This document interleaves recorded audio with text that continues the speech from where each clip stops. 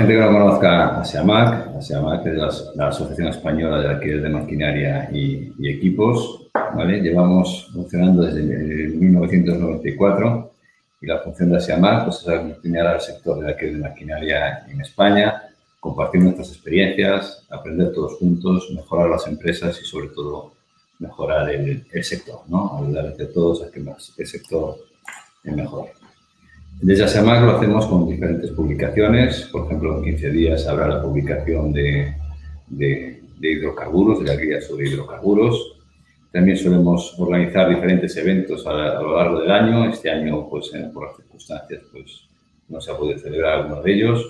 Esperemos que pronto volvamos otra vez a vernos y a hablar cara a cara, ¿no? Sin pantallas por el medio. Tenemos distinto material audiovisual que está colgado en nuestra web, en la de ASEAMAC. Y después pues, también hacemos píldoras formativas, como puede ser este caso, que es la de los residuos, pues se están haciendo otras formaciones. Y entre todo esto, pues eso, sobre todo construir sector, mejorar el sector y ayudar a nuestras empresas. Vale. Os voy a comentar sobre nosotros. Nosotros, la empresa RIGO, llevamos funcionando 50 años y tenemos diferentes líneas de negocio dentro de las que se encuentra el alquiler de maquinaria y la gestión de los residuos. ¿Vale? En este caso, en esta jornada, lo que quiero es hacer una introducción al mundo de la gestión de los residuos y ver cómo nos puede afectar a nuestra actividad del alquiler. Recinor es nuestra empresa de gestión de residuos. Comenzamos a la actividad en el 2003 con una planta muy enfocados en el mundo de RCD, de residuos de construcción y demolición. Y hoy en día gestionamos RCDs, residuos industriales, urbanos, domésticos, vegetales, etc., ¿no? Un poco de todos los residuos. Tenemos 3 centros situados en Ferrol, en la comarca de Lemos, en Monforte y en Albiar. Nuestro ámbito geográfico es Galicia y el noroeste de Castilla y León, ¿no? Dentro de la actividad de gestión de residuos, pues hacemos eso, lo que comentaba un poco, la evaluación de los RCDs. Hemos trabajado insistentemente en la aplicación y las normativas y en la legislación del uso sobre los áridos reciclados, siempre apostando por lo que ahora se llama economía circular, que es la valorización. Hacemos también almacenamiento de residuos peligrosos, disponemos de flota de vehículos y contenedores para adecuarnos a las necesidades de cada cliente. Somos negociantes de residuos, tanto de peligrosos como no peligrosos, y después tenemos también las diferentes concesiones de puntos limpios y otras instalaciones municipales, ¿no? En la gestión de residuos le afecta una amplia cantidad de legislación y de normativa, ¿no? Tanto nacional, autonómica y también ordenanzas municipales. Le afecta a legislación ambiental, de transportes, de almacenamiento, de aguas, de suelos contaminados. La actividad reúne bastante cantidad de normativa. En este caso, hemos querido destacar cuatro leyes, que es la Ley 22 del 2011, que delimita las obligaciones de productores y gestores, establece una política de residuos apostando por la prevención y la valorización, marca un objetivo de reutilización de un reciclado para el año 2020 de un 50%, nos estamos quedando un poquito en España, y en residuos más enfocados a los residuos de construcción y demolición marca pues, una valorización que tendríamos que estar en un 70% de valorización de los residuos. También estamos un poquito por debajo. Se mantiene el régimen aplicable a los suelos contaminados en la Ley 10 del 98 residuos. Y de esta ley, por ejemplo, ya existe un borrador para modificar la ley, intentando contemplar ya el nuevo término de economía circular, ¿no? En breve, seguramente salga una nueva ley que sustituya a esta.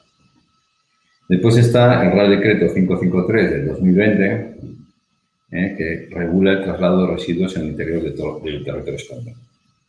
Esto es un cambio reciente, ya que entra en vigor en medio de estos tiempos, en el 1 de julio, introduce las novedades y sobre todo destacar todas las modificaciones que ven todo lo que son los trámites telemáticos a nivel nacional, unificando criterios de las distintas autonomías, ¿vale? Intentando unificar criterios y marcar unas directrices iguales. También destacar la Orden MAN 304 del 2002, por la que se publican las operaciones de valorización y eliminación de residuos y la lista europea de residuos. Me parece importante hablar y vamos a hablar de la lista europea de residuos, de los códigos LER, ¿no? Es donde vienen aquí, en esta Orden MAN, detallados. Después está también la Orden PRA de 1080 de 2017, que modifica el Real Decreto 9/2005 referente al listado de actividades potencialmente contaminantes del suelo. Nos permite consultar el listado de actividades según el CENAE, que están obligados a presentar un informe preliminar del suelo. Este punto me parece importante a la hora de tener unas instalaciones y que nos podamos ver afectados por esta declaración, que no es un trámite complejo, pero sobre todo pues, hay que saber que hay que hacerlo, que tenemos que tenerlo en el momento de abandonar una instalación o de coger una instalación nueva. Y si yo me voy a un sitio que tuvo una gasolinera, pues me tendrán que dar un documento conforme el suelo no está contaminado, si no voy a tener que justificarlo. Bueno, hablábamos de la lista europea de residuos, aquí tenemos los capítulos que son, los tenemos en pequeñito, ¿vale? Pero bueno, hay una serie de capítulos por la actividad, te marca más o menos los códigos. Aquí tenemos la lista, digamos, los números 13, que son todos los residuos de aceites hidráulicos y vemos todos los distintos tipos de residuos, ¿no? Aquí vemos, por ejemplo, en este caso, tienen todos asterisco, con lo cual todos estos son residuos peligrosos, ¿no? Es importante en la lista, en los códigos LER, todo lo que tiene asterisco está contemplado como residuo peligroso. Vale. ¿Qué es un residuo, no? Pues bueno, pues la definición es cualquier sustancia o objeto que su poseedor deseche o tenga intención o la obligación de desechar. ¿Vale? Todos generamos residuos. A veces me encuentro con alguna empresa que me dice, no, yo no genero residuos. Bueno, todos generamos residuos, ¿no? Unos peligrosos, otros no, pero todos los generamos. Por ejemplo, en el caso del alquilador, pues destacamos esto, pues restos de pintura, absorbentes contaminados, metales, aerosoles, aceite usado, tierras contaminadas, que tenga módulos, pues paneles de los módulos, lodos y aguas contaminadas con hidrocarburos. Bueno, tenemos una lista, no de residuos complicados, pero tenemos residuos. La Ley 22/2011 nos proporciona una serie de definiciones para diferenciar la tipología de cada residuo, ¿no? Es decir, hablamos de residuo peligroso, industriales, residuos comerciales, aceites usados, bioresiduos y tal.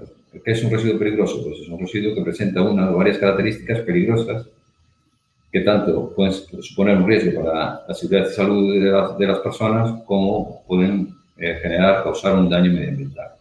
Los residuos industriales son residuos de los procesos de fabricación y transformación, utilización, de consumo, etc. Los comerciales son la propia actividad de consumo, tanto sea al por mayor o al por menor, ¿vale? Los aceites usados, pues ya está claro. El bioresiduo, pues se generan parques, jardines, residuos alimenticios y de cocina procedentes de hogares y restaurantes, plantas de procesado de alimentos, bueno. Y después están los residuos domésticos, que son de las actividades domésticas, que es generalmente lo que nos recogen los diferentes ayuntamientos, ¿no? Bien en punto limpio, bien recogida puerta a puerta, en distintos formatos, ¿no? El residuo doméstico, lo que generamos nosotros como ciudadanos. Vale. Mis residuos, ¿cómo son mis residuos? Los residuos que nosotros generamos, ¿cómo son? Bueno, pues el primer paso para gestionar bien es identificar qué residuos son los que generamos. Tenemos que ver de qué forma podemos minimizar los residuos e identificarlos, ¿no? Sobre todo los peligrosos. En nuestra actividad, como comentábamos antes, pues generamos aceites, absorbentes, aerosoles, pinturas, envases, logos, tóner, es decir, una serie de residuos. Tenemos que identificar todo qué contiene y qué residuos, ¿no? No son residuos muy complejos, pero generamos diferentes tipos de residuos que tenemos que saber qué son. Para poder clasificar nuestros residuos, debemos identificar primero qué es lo que sabemos sobre ellos. Por lo tanto, primero veremos el proceso que lo genera. Vemos si somos capaces de disponer de algún dato adicional, por ejemplo, una ficha técnica, una ficha de seguridad del producto que vamos a desechar, que nos dará una noción de si es o no es una materia peligrosa según el fabricante. Determinamos con esa información, determinamos el código LER con el que lo vamos a gestionar y recabamos toda la información que podamos. Por ejemplo, aquí tenemos en esta pequeña lista de códigos LER, pues el aceite usado, ¿vale? Busco mi residuo, en el listado LER, y una vez localizado vemos que tiene un código con asterisco. Por lo tanto, hay que almacenarlo y gestionarlo como residuo peligroso. Vale, aquí tenemos otro ejemplo, que son el tema de los metales. Pues bueno, pues los metales no es residuo peligroso, ¿vale? Por ejemplo, aquí tenemos alguno, el 160109, que dentro de creo que son también residuos de desguace, pues componentes que contienen PCBs, pues ese tiene el asterisco, ese es peligroso. Y nuestros metales férreos, por ejemplo, 160, 117, pues no tiene el asterisco, por lo tanto se almacenará y se gestionará como lo peligroso, ¿no? Con lo cual, lo primero es saber identificar perfectamente qué es lo que tenemos. Muchas veces nos podemos encontrar que por una definición tenemos uno con asterisco y otros sin asterisco. Vale, pues bueno, lo que tenemos que mirar es cuál es el mío, ¿no? Determinar qué características tenemos. Si disponemos de la ficha de seguridad del fabricante, pues ya nos va a decir la composición del residuo y el fabricante seguramente ya nos ayude a identificar correctamente el residuo. Y si no lo disponemos, lo que tenemos que hacer es un ensayo de lo que tenemos y saber qué contiene. Ahí, por ejemplo, tenemos una ficha de seguridad del producto de unas pinturas, donde en la sección 2 de la ficha de seguridad del fabricante podemos ver que el material se clasifica como no peligroso. Y en la sección 13, en las consideraciones relativas a la eliminación, ya nos proponen un código LER incluso, un 08, 01, 12 para su eliminación, que no es peligroso. Son unas pinturas que no son peligrosas. ¿De acuerdo? Vale, si no disponemos de esa ficha de seguridad, ¿qué haremos? Pues tomar muestras y llevar a cabo una analítica y ensayo para determinar la composición de nuestro residuo.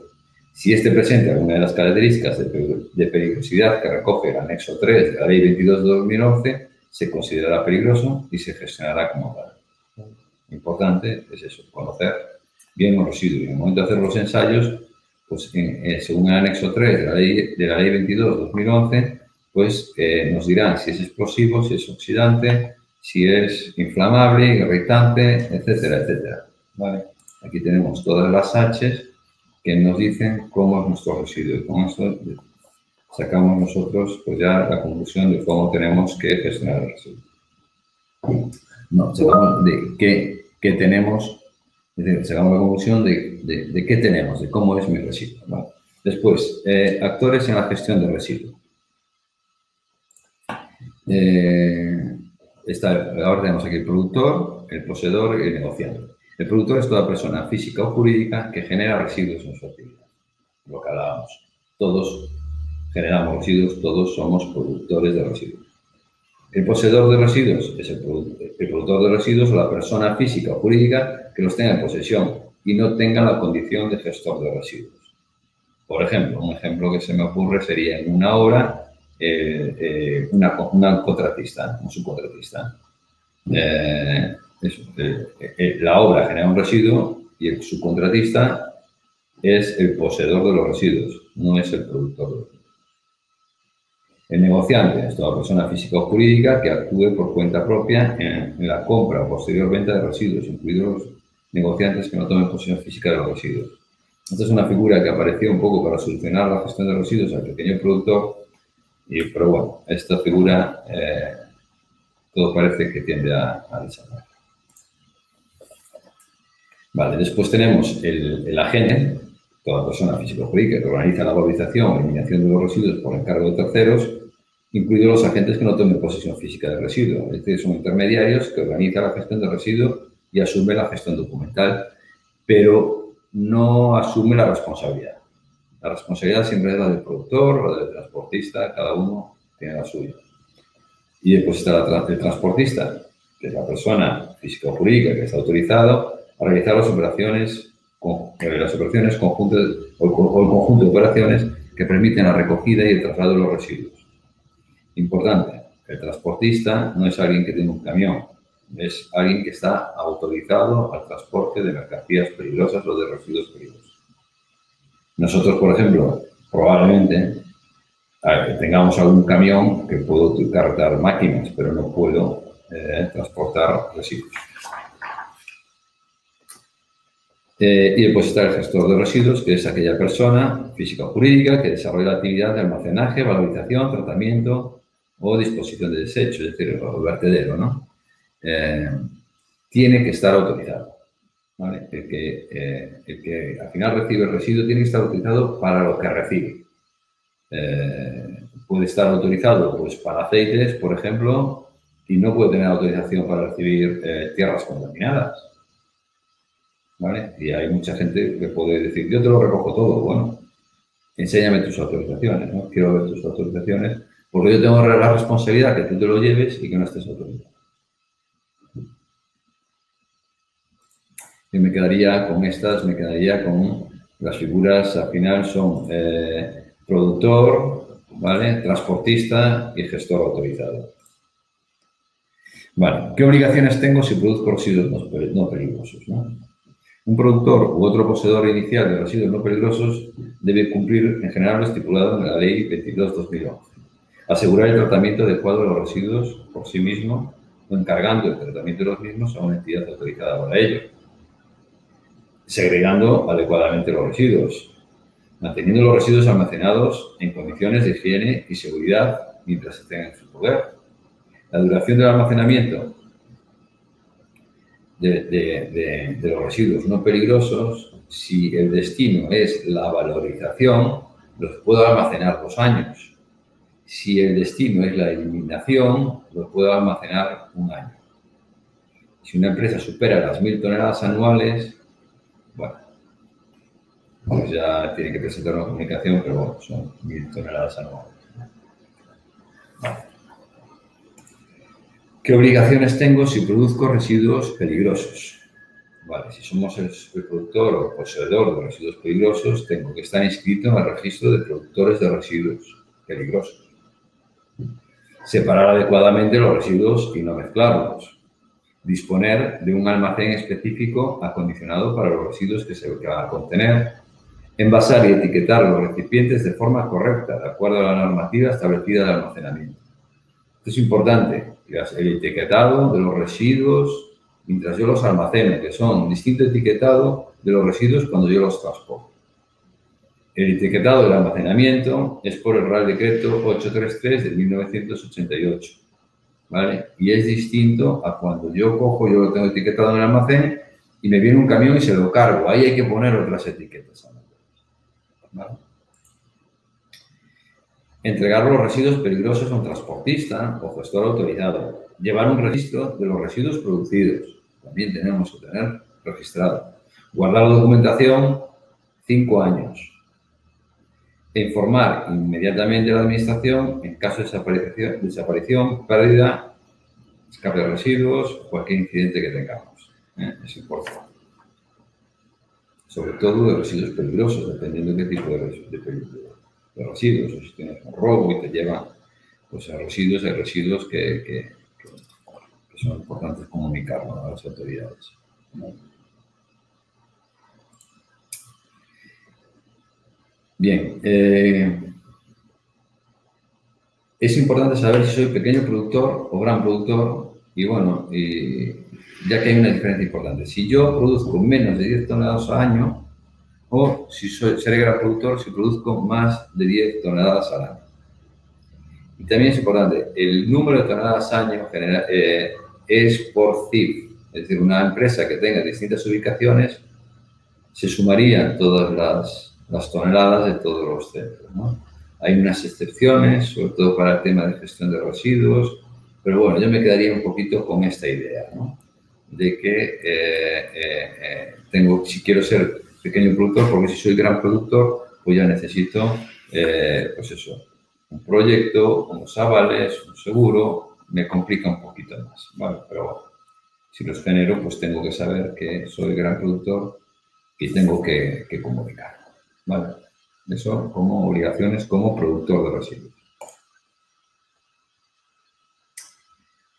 Como transportista, pues el transportista tengo que disponer de autorización como transportista de residuos, recoger los residuos y transportarlos cumpliendo todas las normas de transportes, lógicamente, mantener durante su recogida y transporte los residuos envasados y etiquetados con arreglo a las normas internacionales y comunitarias vigentes.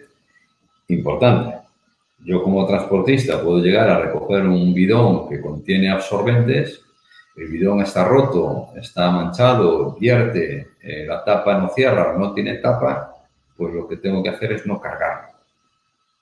Y yo como productor de residuos igual me encuentro que me viene el transportista de residuos y no me lo lleva, porque no está acondicionado. Que le falte una pegatina, si no me equivoco, creo que la sanción puede ser 3.001 euros, ¿no? Con lo cual debo de intentar que vayan. Y es una sanción para el productor y otra sanción para el transportista. Si el transportista durante el camino pierde las pegatinas o se las quita, la sanción le puede llegar también al productor. Vale, mantener durante su recogida el transporte correctamente y entregar los residuos para su tratamiento a entidades autorizadas para ello, el gestor final, ¿no?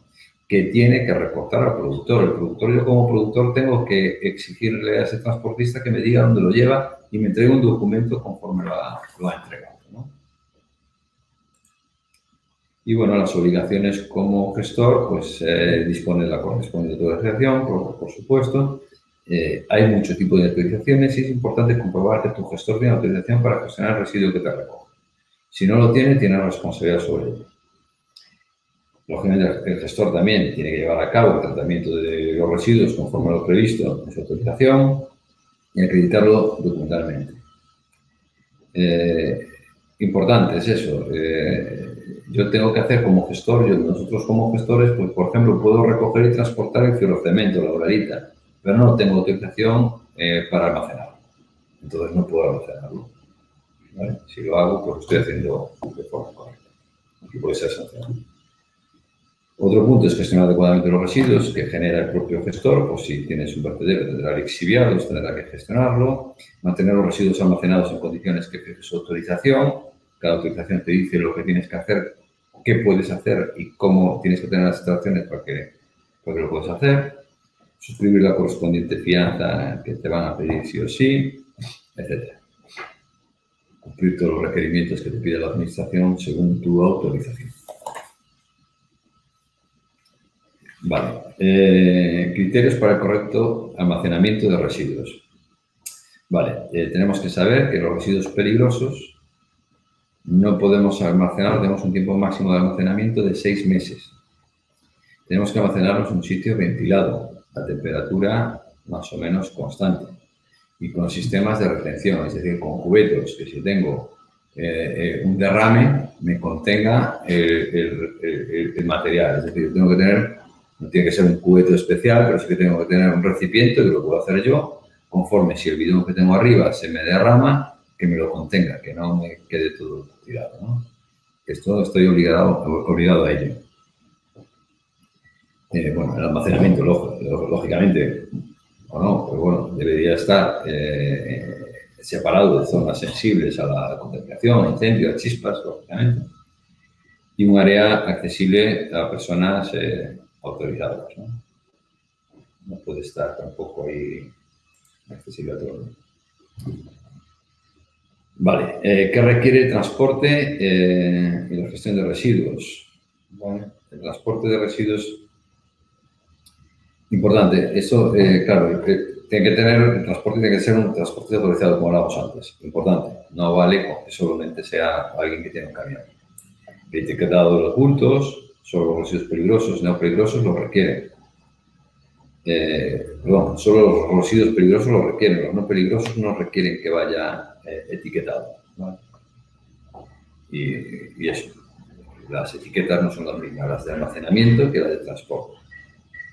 Después requiere también una documentación de traslado y después cumplir con todo lo que sea ADR para el peligroso y tener la garantía que va a un gestor autorizado. Marcamos el servicio de consejero de seguridad, ¿vale? Para toda la carga, transporte y descarga de mercancías peligrosas, es necesario tener contratado por la empresa el servicio de consejero de seguridad. Bueno, es un asesoramiento y un apoyo que estamos obligados a tener siempre y cuando carguemos, descargue, por ejemplo, el que reciba gasóleo, ya está, debería tener el servicio de consejero de seguridad. Vale, aquí estos son los documentos que nos hacen falta para el tratamiento y traslado de residuos. Tenemos que tener el contrato de tratamiento, donde dice quién es el operador, el origen del traslado, el destino y bueno, ciertas características. Después nos hace falta la documentación previa de traslado. Esto para los residuos que la requieran, es decir, los peligrosos requieren hacer esta notificación previa de traslado a la administración. Después tenemos el documento de identificación, que también es necesario llevarlo con el transporte. La carta de porte también es necesario, con el checklist que debemos de hacer cuando expedimos transporte de mercancías peligrosas conforme mis instalaciones sale correctamente. Debería tener ese checklist cubierto, porque si después al transportista le caen las pegatinas, quita las placas o no cumple, pues que no sea responsabilidad mía. Para esto es para lo que nos tiene que asesorar ese servicio de consejero de seguridad, para que estos documentos los tengamos correctamente.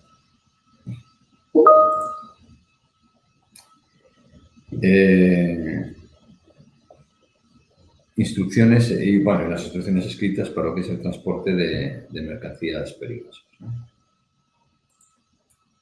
Vale.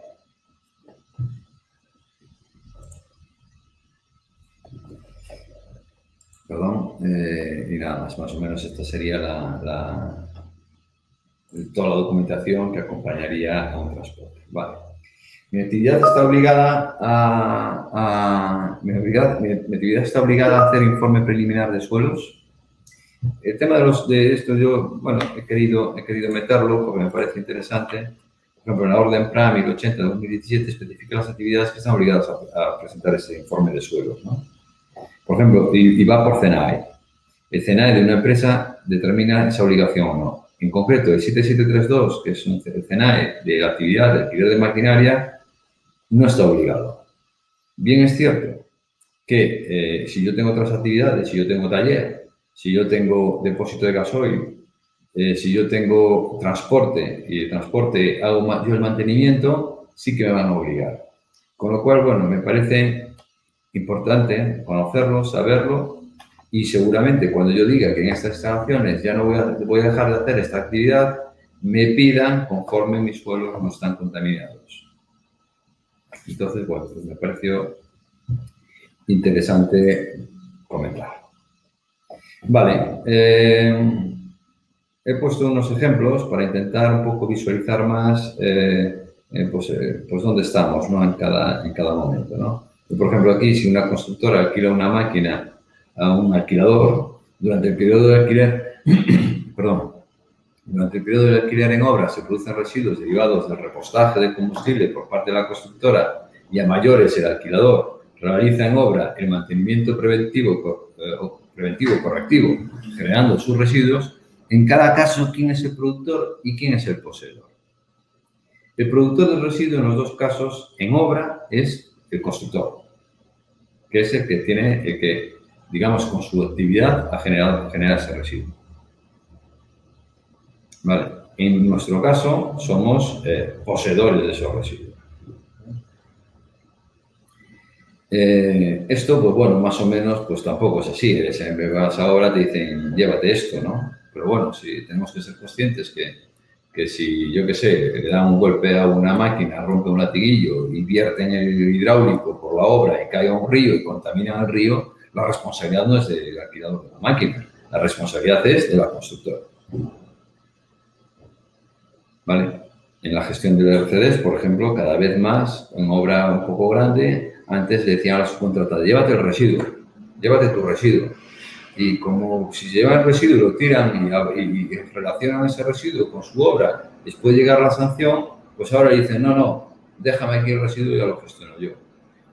Yo aquí en Ferrol tenemos los astilleros. Los astilleros viene la empresa auxiliar y pinta el barco. y trae su pintura, trae la pintura y tal. El bote de pintura, el astillero dice, déjamelo aquí, esto lo gestiono. Se lo cobrará o no, pero bueno, la responsabilidad es de la actividad. Vale, más o menos espero que lo haga.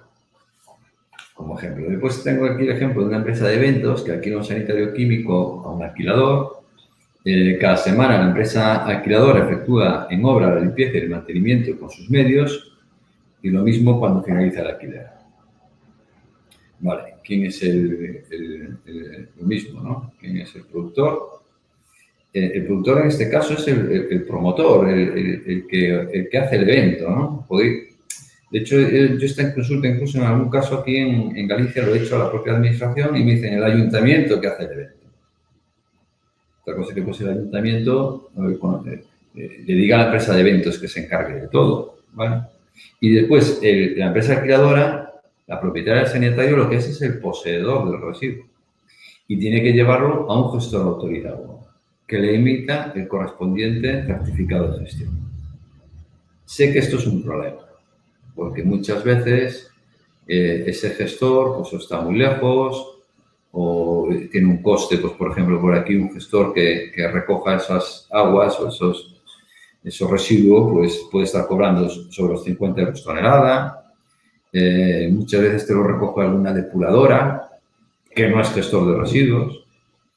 Pues habrá depuradoras que sí que pueda ser gestor de residuos, con lo cual estupendo, yo lo llevo allí. Bueno, esto es yo creo que es una parte que todavía falta el cómo pulirlo, pero sí que a veces nos encontramos que nos puede pedir, ese promotor nos puede pedir el certificado de gestión de residuos. Claro, me pides el certificado de gestión de residuos, pero ¿y yo qué hago con él? Que yo ahora lo tengo yo en mi cisterna, ¿no? Bueno, esto yo creo que es un tema que los que anden con esto, sé y soy conocedor que están trabajando y mirando cómo solucionarlo. Vale, si las tareas de lavado de maquinaria, otro ejemplo, ¿no? Si en las tareas de lavado de maquinaria en instalaciones de un alquilador se generan lodos o tierras que contienen grasas derivadas de hidrocarburos o de cualquier otra sustancia utilizada durante el lavado. Vale, ¿cómo debemos gestionar este residuo? Bueno, lo primero que debemos hacer es intentar minimizar la generación de residuos peligrosos y segregarlo. Si a mí me llega un dumper con tierras y tengo que lavarlo y le meto la manguera y lavo el dumper, la grasa se la dejo por ahí, no sé, voy a exagerar, ¿vale? Le vacío también el aceite o la tierra toda, en el sitio de lavado va todo para el separador que tengo de hidrocarburos y lo mezclo todo, pues al final tengo un montón de tierra contaminada y mezclada, ¿no? Que lo primero que hay que intentar es segregar. Las tierras es un tipo de residuo no peligroso que no tiene mayor importancia, y en cambio los hidrocarburos no. Bueno. Después, llevar a cabo la caracterización de ese residuo, determinar si es peligroso o no y saber y después contactar con el gestor autorizado para su correcto tratamiento, ¿no? No que me venga un paisano, que me cargue las tierras, que las tire por ahí. Bueno, pues igual algún día me preguntan dónde están las tierras que yo saco. Bueno, hoy por hoy nuestro sector tampoco es un sector que estemos en el punto de mira, pero bueno, poco a poco, con todo este concepto de la economía circular, con todos estos nuevos, bueno, poco a poco nosotros que llevamos desde el 2003 vemos que, bueno, empieza a haber un poquito más de control y un poquito más de mirar otras cosas, otros sectores y que el mundo del residuo pues se vaya corrigiendo poquito a poco, ¿no?